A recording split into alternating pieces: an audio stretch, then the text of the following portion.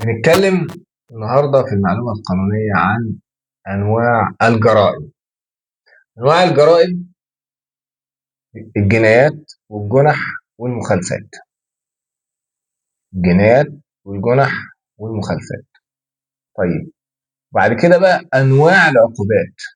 طيب العقوبات في الجنح الحبس أو الغرامة. يعني الجنح فيها الحبس وفيها مواد بتقضي بالغرامة. الحبس اللي هو مدته من 24 ساعة لأقصى 3 سنوات، ما عدا جريمة البلطجة قد تصل إلى 5 سنوات. طيب كده دي أنواع الجرائم وأنواع العقوبات بالنسبة للجنح. المخالفات العقوبة فيها بالغرامة. طيب نتبقى لنا أنواع العقوبات في الجنايات. الجنايات عقوبتها عندنا في عقوبة الإعدام، والإعدام في مصر ينفذ شنقا على الأحكام العسكرية.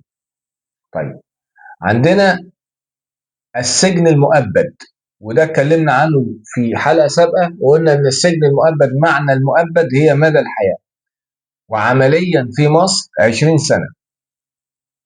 أي كلام تاني بيتقال بقى 25 والأفلام والمسلسلات، لا، المؤبد معناها في اللغة مدى الحياة وتطبق عمليا 20 سنة. بعد كده السجن المشدد، والسجن المشدد هو اللي بيصل حده من 3 سنوات إلى 15 سنة. وبعد كده السجن اللي بيكون مداه برضو من 3 سنوات إلى 15 سنة.